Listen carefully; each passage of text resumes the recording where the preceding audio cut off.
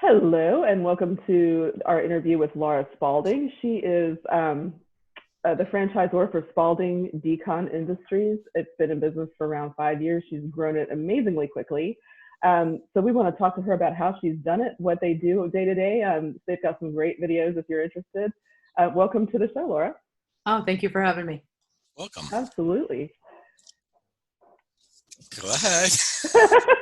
You look like you had something to say, Fred. Oh, I got lots of things to say. This is an interesting topic, but go ahead. Well, it is an interesting topic, and I've read a little bit about how you got into it, but why don't you give us a real brief intro to how exactly you got into it, and we'll talk about the things that you do. And I know what you're doing now has become very relevant in this crisis, so we're going to get into that as well. But give us a little background first.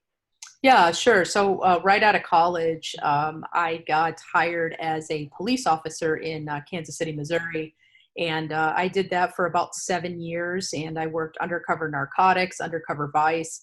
And I just got like a lot of real life experience. And I just kind of became, just kind of, I was never going anywhere. I was always working, extra jobs, and I was tired of being poor, essentially. So I started to look into starting a business, and I didn't really know what I wanted to do at that time. And I was kind of researching different things. And then just one night, a woman asked me when we were coming back to clean up the crime scene. And I thought, well, that's an interesting question. And I have no idea who does that. And she thought that the police did it. So we had this short conversation about how we didn't. And then I really got to thinking about it, and I looked into it, and I realized this was back in 2005, that it's definitely a niche, and one that's not, at that time, currently being filled in many parts of the country.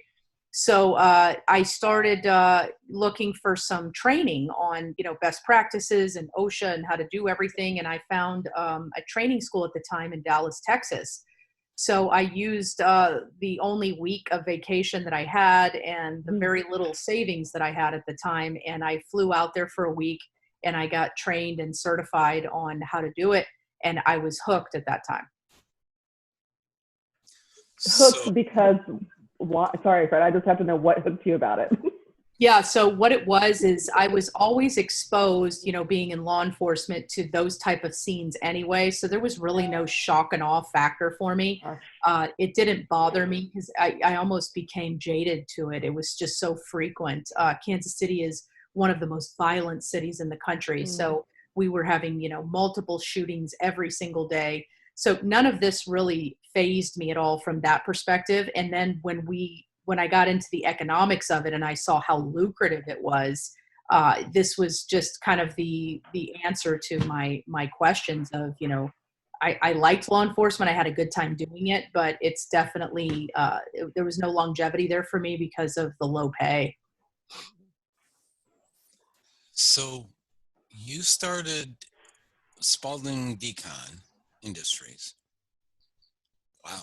To go in and clean up crime scenes and meth labs and other nasty, disgusting places. Most people run away from messes like that. Why do you think you were drawn toward it? Well, when I first started researching businesses and what I wanted to do, there was a couple of criteria, recession-proof being one of them. And number two was a high barrier of entry. And I attributed the high barrier of entry to be people not wanting to do something like a gross job or a dirty job. So when you have something like that, you can charge a higher premium for it. So it was just a perfect fit for the criteria that I had written down for myself of what I wanted. So it seems to me a strong stomach is one of the number one criteria for a potential franchisee. Yes, I would say a strong stomach, empathy, and the ability to kind of detach. Okay. And meth labs do tend to be recession proof, don't they? We actually do quite a bit better in a poor economy when it comes to drug labs. Because the lack of jobs causes people to get creative, and they start, cooking meth and recreating the Breaking Bad scene. Oh, geez. Yeah, I got to think about this one now. Go ahead, Elizabeth. Well, when you talked about the empathy and the ability to detach, those are sort of conflicting emotions or abilities. And I would imagine not everybody has both of those. I've had a job where I had to do those things to separate from the trauma of people. But I would imagine there's a degree of almost counseling that you do when you're talking to families of victims or families of people who've been arrested or that kind of thing. So how do you weed through the people, your employees or your franchisees, how do you get them to find those special people? Because I would think that would be a little bit challenging, and they have to have the skills to accomplish the job. Yeah, so you're right. It's not easy. We want the empathy to deal with the living, and we want the detachment to deal with the cleanup itself. And empathy is something that we have found as a franchise system that we can't teach. You either have it or you don't.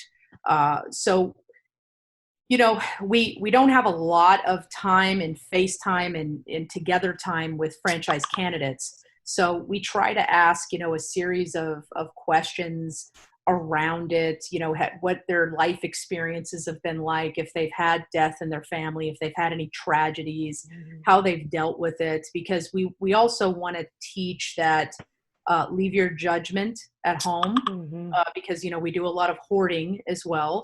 And that requires a level of, a game face. We don't allow any judgment. What you say at home is one thing, but when you're in front of the client, you're completely poker faced. So, since Ray's not around, I want to get into some of the Ray questions. And we've talked about some of the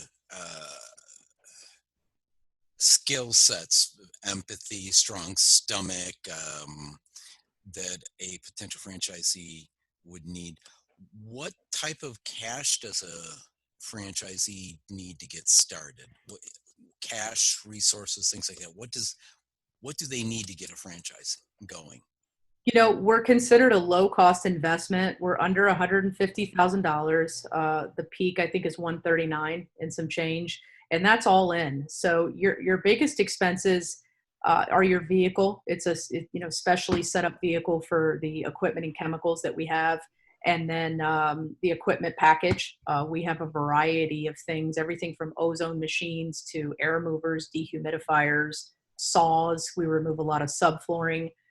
So we go over all that in training. But, again, at the end of the day, it is a home-based business if you choose at the beginning to do it that way, which I find helps franchisees strategize their budgeting at the onset, maybe for the first year of their business, and helps them allocate those extra funds into marketing.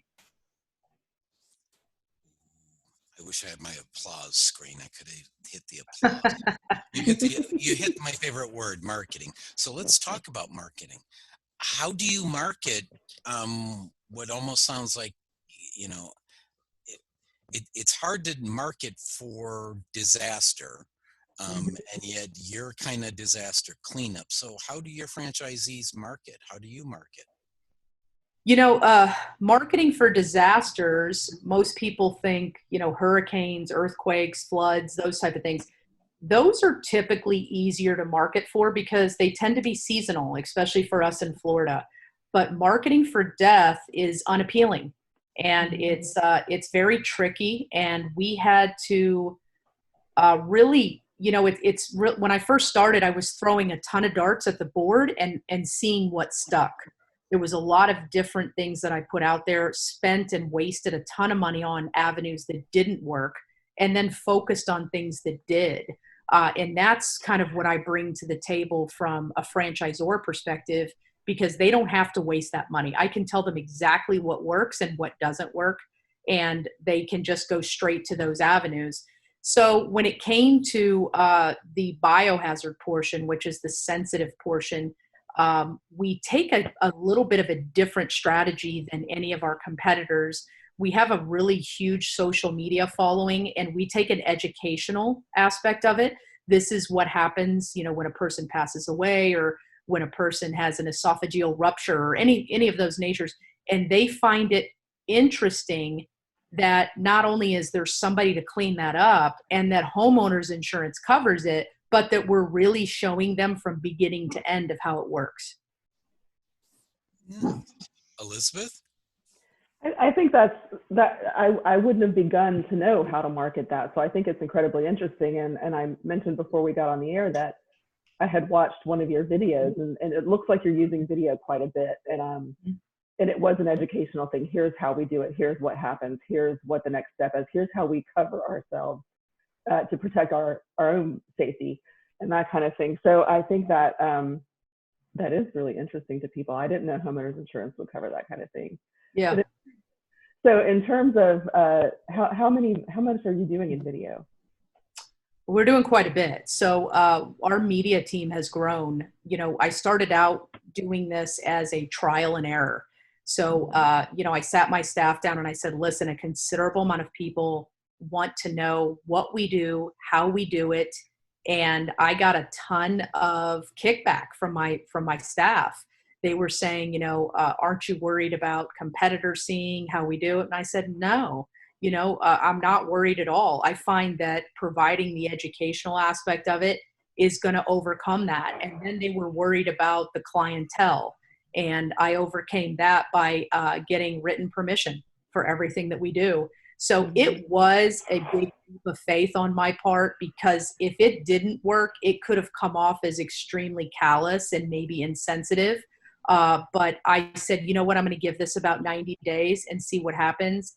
And I was shocked at the not only the ROI, but the reception that we got on everything. Like, we have a cult-like following now, and I never anticipated that it would be as huge as it was, to the point where it's getting national media sources that are contacting us about the massive growth on, you know, Instagram and YouTube.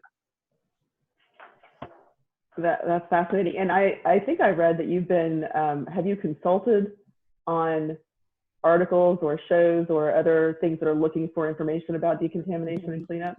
Yeah, so we were invited to, you know, there's we're always getting contacted by reality shows that want to, you know, want to feature us or do a show around us. And, you know, typically it's a pitch that, you know, most of the time goes nowhere. So what I decided to do is, after, you know, 10 years of being asked to do this over and over, and, you know, being locked in all these contracts that went nowhere, I decided to do my own reality show. So I hired a videographer and editors, and we put on our own reality series on YouTube, and it's been a massive hit. And what's the YouTube channel? Crime Scene Cleaning, all one word. So it's youtube.com/crime scene cleaning for those of you watching who want to, but wait until after the show's over to go check it out. Yeah.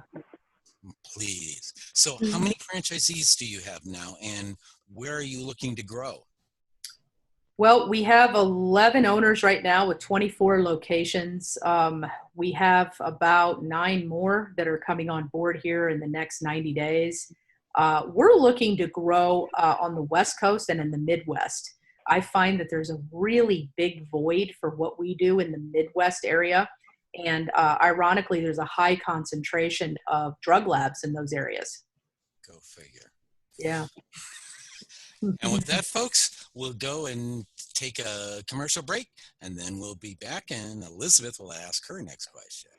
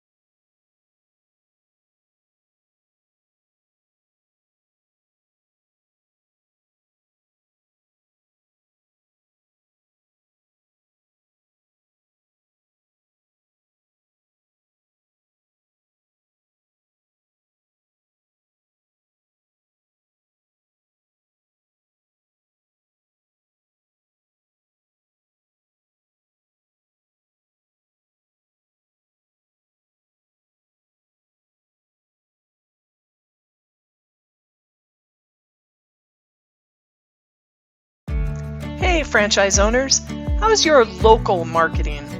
Do you feel like you could use some help keeping up with your social media posts and comments and reviews? Do you wonder if you could be doing more to attract local customers? Are you able to identify new move-ins to your local area? At Westvyne, we help franchisees like you reach more local customers through digital marketing. With daily monitoring, creative content, and ad placement, and customer data intelligence, we'll get your business in front of the people who want your products or services. We also work with franchisors who need an agency to handle the digital marketing for all of their locations. If you're ready to reach more local customers, give us a call at 805-265-5440 or visit us at westvyne.com. That's 805-265-5440 or westvyne with a y.com. The Franchise Woman is a bi-monthly digital magazine that empowers women as they navigate the franchising industry by providing relevant news, tools, advice, and inspiration. We are a resource for women who are seeking to own their own businesses, improve their existing businesses, find creative solutions, and take advantage of franchise opportunities. We feature women in the business who best exemplify our ideals and have something to teach our readers. In addition to our exclusive articles relating to the female entrepreneur, we also feature brands that are geared for women. Women have become the fastest growing sector in business ownership and have become a powerful, influenceable force fueling the economy. The Franchise Woman will give you the news that is relevant to you to help you navigate the path of successful franchise ownership. By women, for women, and about women. We are the Franchise Woman. Join us today at www.thefranchisewoman.com.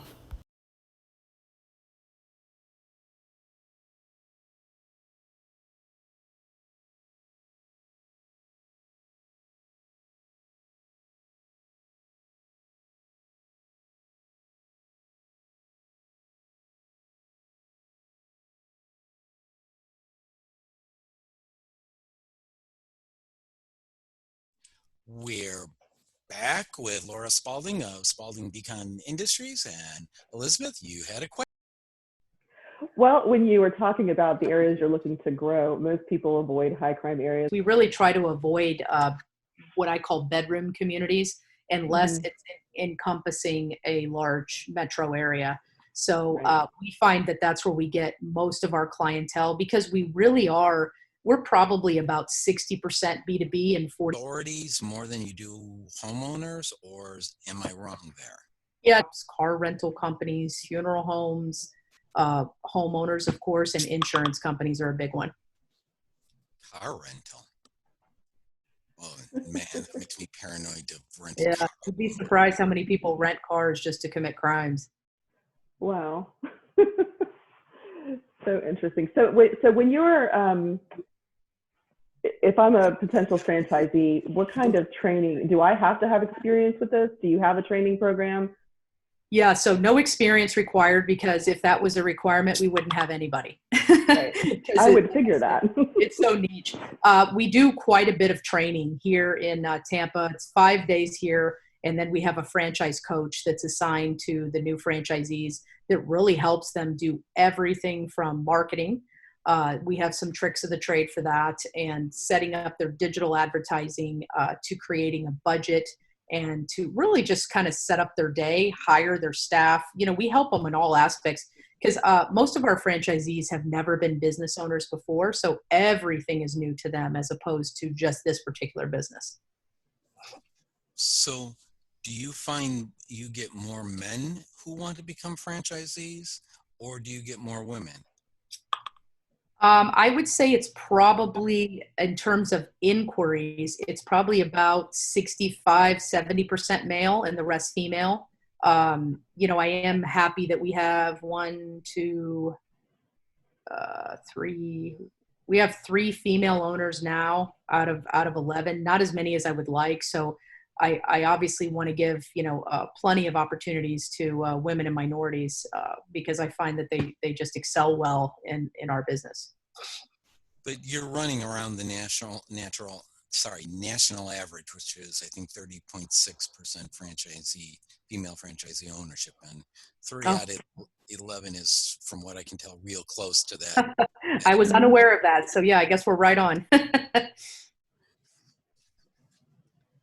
know weird things. Yeah. Go Good ahead, guess. Elizabeth. Go ahead, Elizabeth.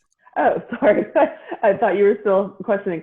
So in terms of emotional impact on your workers, do you have things to help them deal with that or recover or mitigate those?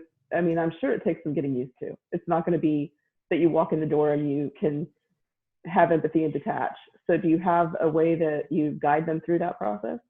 You know, we do a pretty intensive, not only pre-hiring process, but also a training process. The first 90 days is a big evaluation.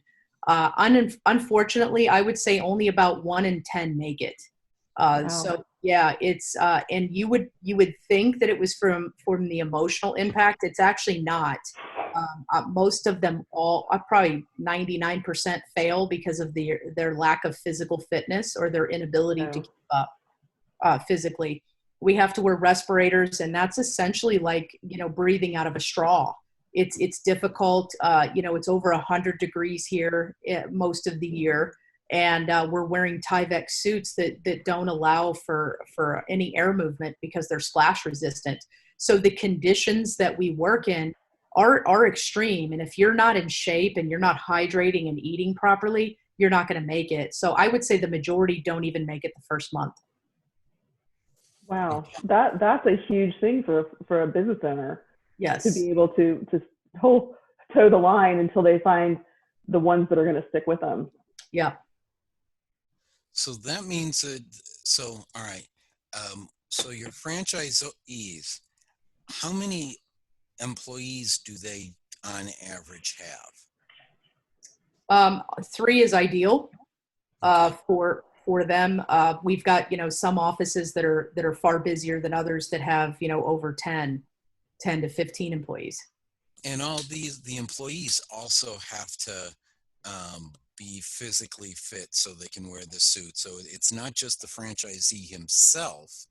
It's no. the employee. Yeah. So where's the biggest source of employees your franchisees find? It's crazy. Most people think that we would have a hard time finding employees, and it's actually the easiest part of our business. We get most of our employees probably from social media. They like the show, they watch it, they follow us, they want to get into the business, and they look for a location that's nearest them, and they're just beating down the door until they can get hired. That would make sense. They'd all have strong stomachs then. Yeah. And they see the physical fitness that's required, because they're watching our jobs. We don't censor anything. So, and I think that's one of the things that they like about the show is, TV is a lot of fake stuff. Even the reality shows are a lot of fake stuff. Mm-hmm. I keep it as real as possible. We don't change any language. We don't hide or censor anything. So, the feedback that we're getting is most people are appreciative of that because they want to see the real. They want to see the raw. Yeah, it is real and it is raw, and you hear the conversations, and sometimes there's cursing and frustration and physical challenge. I do think that it gives you a very full picture of what you're getting into if that's the direction that you're heading. Let's shift a little bit to the current pandemic situation, because I know that you've done a lot of decontamination. I was reading that you did some fogging in daycares and trying to get everything ready for when things do open back up. So tell us how that's impacted your business. It's been crazy. So I was fortunate enough to be well prepared, and the system was well prepared to handle the influx of calls that we've gotten. We didn't have to change anything from a business perspective. We were fortunate enough that the disinfectant that we were already using, that we've been using for over a decade, was one of the first ones to be approved by the CDC for a good kill for coronavirus. So we had that. We had the Tyvek suits. We had the respirators already. We had plenty of chemicals. So it was really just a perfect fit for us. It was like a puzzle piece. So when this came, we were ready, and our franchisees have just, the only thing that they were trying to keep up with was staffing. And fortunately, or not fortunate, however you want to look at it, there was plenty of people being laid off. So our labor pool just totally opened up, and we were able to get people extremely easily that were able to jump in and help us keep up with the workload. As I've always said, one person's disaster is another person's opportunity. No doubt, no doubt. Now, in terms of long term, I mean, hopefully they talk about there may be a second wave, or, you know, we don't know exactly where it's going. But beyond that, beyond the immediate coronavirus, do you see this as something that people will do more often now just because they know of the possibilities? I do. So I think it's going to change the landscape of how businesses handle their disinfection and cleaning. You know, historically, they've always had, you know, kind of maid services and everything. But I think what they're doing is they're concentrating. We've done a ton of manufacturing facilities, which historically is not the type of business where you would send in, you know, your maid crew to clean up. And we've had a lot of outbreaks in those type of facilities because they're all touching the same tools and the same equipment. So what we're anticipating, and of course this is just a projection, is that there's going to be some set of standards implemented for disinfection moving forward, whether it be a third-party requirement or an in-house requirement. But I think this is going to be kind of the lay of the land moving forward because of the panic that this has caused. And not only that, but from, you know, an economic perspective, it's been a disaster for most companies. They can't afford another one of these outbreaks. Yeah, most can't. I want to go to the hoarding part of it because you know, we've been talking about the disease and crime and drug side of it, but the hoarding side's a bit of a different animal, and I know a bit about hoarding from family members. So how often do you get those calls? What are they like? We get quite a bit, and they come from different sources. Most people think that it's mostly like an intervention type situation, and in some cases it is, but we have found that a lot of them is we're getting called from the hoarder themselves, whether they're just, you know, they're ready to make that change and they're ready to overcome whatever issue was causing this in the first place, or family has discovered the way they've been living and they jump in and they want to help. Then they quickly realize that it is too much for them to handle, not only emotionally, but physically. It's a difficult job. So they'll call us in and maybe we'll work in conjunction, or maybe they'll just hand off the baton and we'll take it from there. But each hoarder's needs are very, very different. Some of them just want to walk away from the home. So we offer the real estate buying portion where they just sell us the home and they walk away with a check, and we deal with the aftermath of it, and it's our responsibility to rehabilitate the home and fix it and resell it. Or they can pay us to throw the stuff away, sort it, donate it. I mean, we have so many options for them that I think that's why they feel comfortable with us, because we're not a junk removal company. We're not just going to come in and throw everything away. We actually spend many days and sometimes weeks with these people to understand what they want their home to look like when we're done, and we try to create that vision for them. Man, sounds like you get a whole lot of good stuff there. Yeah, I love it. Have you ever thought about, like, when you're doing a hoarding home, to put a call out to other hoarders to see if they want to come and for their stuff? Never mind. I'm like, that would be a great way to virally market. Calling all hoarders. Yeah. Go ahead, Elizabeth. Well, I was very interested when I was reading up on you about the reselling part. How often does that happen? How much of that is that a whole separate business in terms of rehabbing and reselling, or is that under the umbrella of Spaulding Decon? And how much more of that do you want to do? Yeah, that's a great question. So unfortunately, I didn't merge it into the business until 2016. So I have always been very, very interested in real estate investments. And I've always done it kind of as a separate company on the side. And it was one of those situations, again, like an epiphany. I was at a hoarder's property, and it was in horrible, horrible shape. And it was a condo, and the HOA wanted this person out, regardless of the fact whether she got help or got it cleaned up. They wanted her out. So I was able to just say, hey, I'll buy it. Take what you want out of it. I'll buy it. I literally got the condo for $5,000. And, Wow. I was left with it. I gutted it. I rehabbed it. And then I sold it a couple months later for a profit. And I thought, you know what? This is easily repeatable. I'm going to, kind of fix and fine tune my process, create a system for this. So I did it several more times in my location before I actually put it out to the franchisees.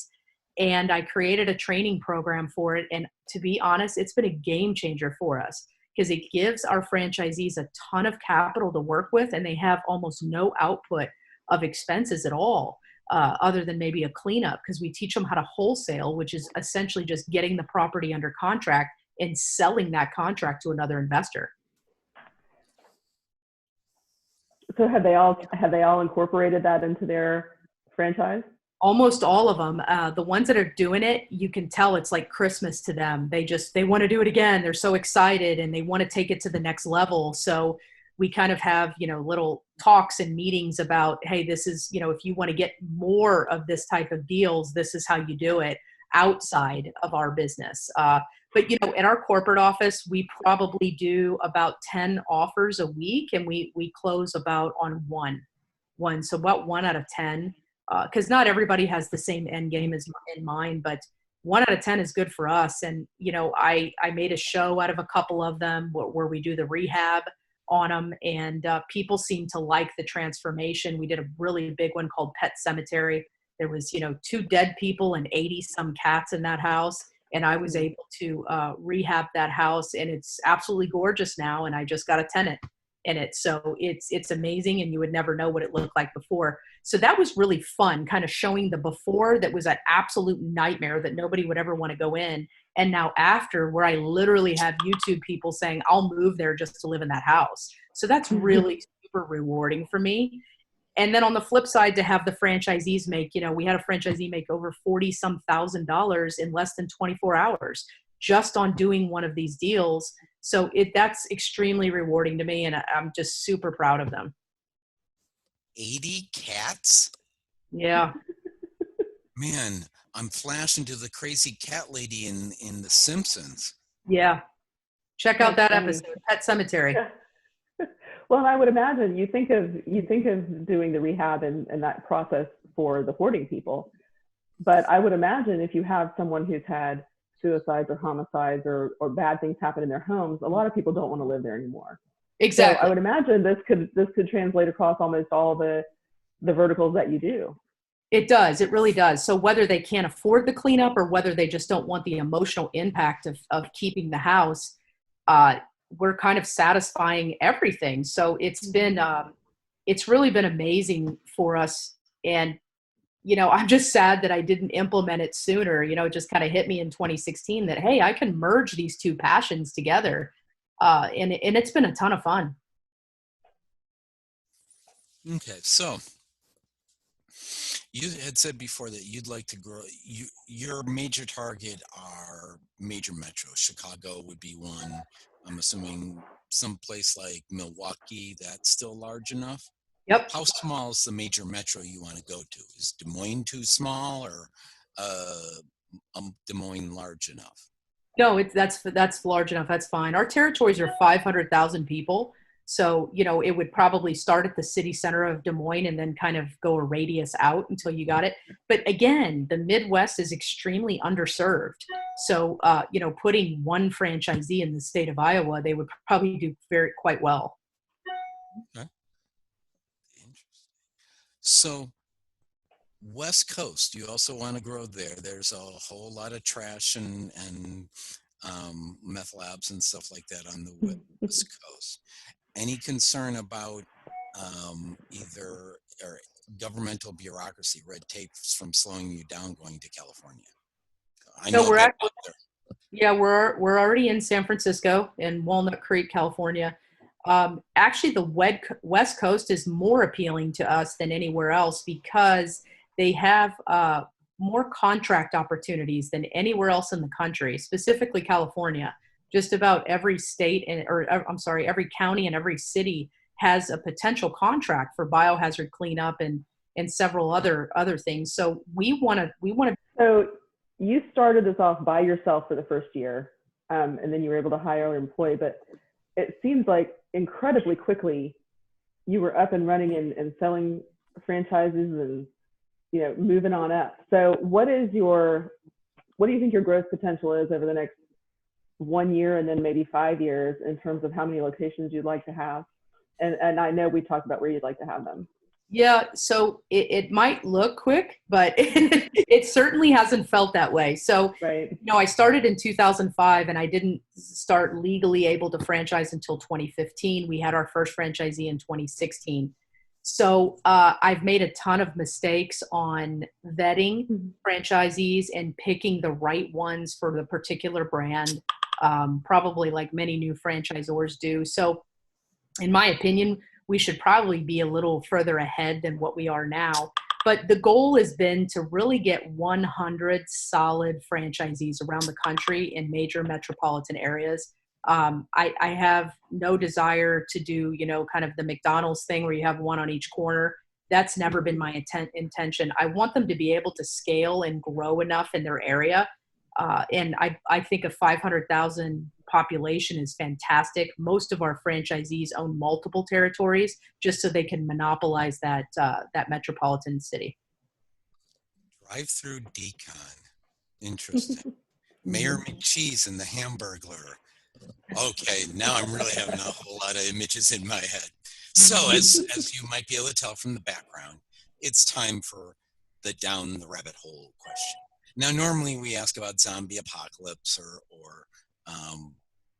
alien invasion, but those seem too easy for a decon company. So we're going to flip it to artificial intelligence. Yeah, I know. How will artificial intelligence affect Spaulding Decon in cleaning and removing porters and meth labs and things like that, cleaning up that stuff? You know, I've actually thought about that quite a bit because I play this little game with my business colleagues of what business is going to be eliminated by AI or you know, transition so to the point where we are no longer doing things like we used to do. So, and I've thought about this, like, how can AI eliminate my business? And I really don't think it can because we're a service-based business and it requires the human component of it, whether it be the empathy or the actual physical cleaning of it. I don't think AI would be able to replace us. Now, there's several other businesses that, you know, that I've predicted that will probably be eliminated here within the next 5 to 10 years. Okay, so we've gone down the rabbit hole. Yes. With somebody who's already been down the rabbit hole. Let's go, Elizabeth. All right, so if somebody wants to get in touch with you, either a client or a potential franchisee, what is the best way to reach you? Well, it's probably through our website, spauldingdecon.com. If you're interested in franchising, it's /franchise. You can book a call. You can see all the criteria that we require to become a franchisee. And if you think you have the ambition and the stomach for it and the empathy, we want to hear from you. Yeah, stomach was where I would have gone with that. Would have put it number one, but that's okay. All good. I want to thank Laura Spaulding of Spaulding Decon for being our guest today on Pillars of Franchising. She's got a strong stomach, and I would bet you do not want to challenge her to a disgusting view contest because I think she could probably gross out most people. Thanks, Laura. Thank you for having me. I appreciate it. We had a great time, and it was quite interesting and disgusting. It's on both sides from what I can say. Not often I can say that. Thanks. Glad I could deliver. Thank you, Laura. Have a great day, guys. You would go.